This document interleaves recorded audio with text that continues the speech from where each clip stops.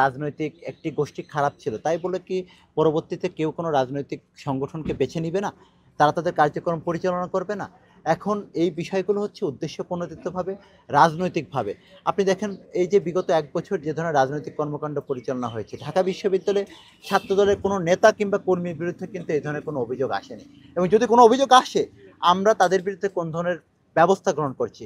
সারা বাংলাদেশে বাংলাদেশ জাতীয়তাবাদী ছাত্রদল কিংবা বাংলাদেশ জাতীয়তাবাদী দলের কোনো নেতাকর্মীর বিরুদ্ধে যদি কোনো ধরনের অভিযোগ উত্থাপিত হয়, বাংলাদেশ জাতীয়তাবাদী ছাত্রদল কিন্তু সেই অভিযোগের তাৎক্ষণিকভাবে যাচাই বাছাই করে তাদের বিরুদ্ধে অপরাধীদের বিরুদ্ধে সিদ্ধান্ত গ্রহণ করে। বাংলাদেশের রাজনৈতিক ইতিহাসে অতীতে এমন কোনো রাজনৈতিক সংগঠন কিংবা ছাত্র সংগঠন নাই যারা নিজেদের অপরাধের দায় কাঁধে নিয়ে তাদের সংগঠনের নেতাকর্মীদেরকে বহিষ্কার কিংবা অব্যাহতি এবং তাদের বিরুদ্ধে মামলা দায়ের করার মতো ঘটনা, এই ধরনের ঘটনা কিন্তু অতীতে ঘটেনি। আমরাই কিন্তু এই ধরনের ইতিবাচক রাজনীতি আমরা কিন্তু শুরু করেছি ৫ আগস্ট পরবর্তী সময় থেকে, এবং আমরা এটিতে প্রতিশ্রুতিবদ্ধ, প্রতিজ্ঞাবদ্ধ যে বাংলাদেশে যে রাজনীতি সবথেকে বড় ভুক্তভোগী আমরা, সেই ভুক্তভোগী হয়ে সেই রাজনীতি বাংলাদেশে নতুন করে ফিরে আসার ন্যূনতম কোনো সম্ভাবনা আমাদের হাত ধরে অন্তত নাই।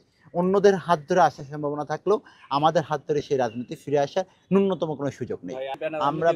আমরা বারবার বলেছি যে ঢাকা বিশ্ববিদ্যালয় এখনো জুলাই আগস্ট গণঅভ্যুত্থানের নির্যাতনকারী এবং বিগত দিনে সাধারণ গেস্ট রুম, গণরুমে সাধারণ শিক্ষার্থীদের যারা নির্যাতনকারী ছিল তারা এখনো হলে হলে অবস্থান করছে, এবং এরা এই বিদেশে যে পতিত ফ্যাসিস্ট স্বৈরাচার হাসিনার দোসরেরা এবং তারা যে বিদেশে বসে যে ধরনের ষড়যন্ত্র বাংলাদেশকে ঘিরে করছে, বাংলাদেশ যাতে একটি গণতান্ত্রিক যাত্রায় তার এই ধারাটাকে বাধাগ্রস্ত করার জন্য আমাদের কাছে মনে হচ্ছে ঢাকা বিশ্ববিদ্যালয়কে কেন্দ্র করে, একই সাথে ডাকসুকে কেন্দ্র করে একটি গোষ্ঠী এই ধরনের স্যাবোটাজ তৈরি করে সেই পরিকল্পিতভাবে ছাত্রদলের উপর দায়ভার চাপিয়ে দেওয়ার একটি ষড়যন্ত্র করছে বলে আমাদের কাছে মনে হচ্ছে।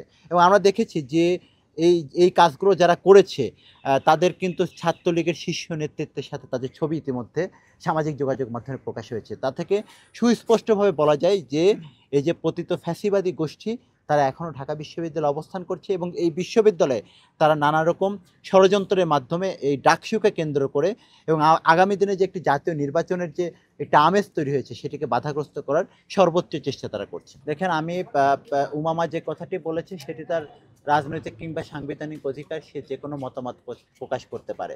ঢাকা বিশ্ববিদ্যালয় ১৯৭৩ সালের অধ্যাদেশ কিংবা বাংলাদেশের সংবিধান অনুযায়ী রাজনীতি বা আমার মত প্রকাশ করার এটিও আমার অধিকার।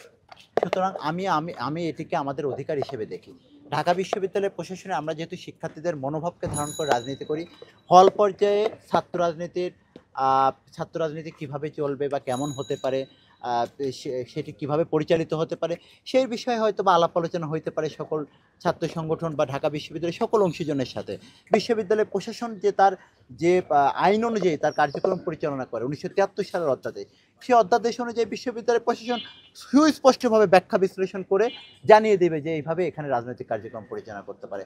কিন্তু অতীতের ন্যায় যেটি বিগত ১৭ বছর ধরে ঢাকা বিশ্ববিদ্যালয়ে বাধাগ্রস্ত করা হয়েছিল, তার মুক্ত মত প্রকাশের যে চেতনা হিসেবে যে বা তার সাংবিধানিক অধিকার হিসেবে, সেটিকে তো পুনরায় ৫ আগস্ট পরবর্তী সময়ে এই জুলাই আগস্ট গণঅভ্যুত্থান পরবর্তী সময়ে কেউ বাধাগ্রস্ত করতে পারে না। এটি এটি রাজনৈতিক কিংবা সাংবিধানিক যে অধিকার সেটিকে বাধাগ্রস্ত করা।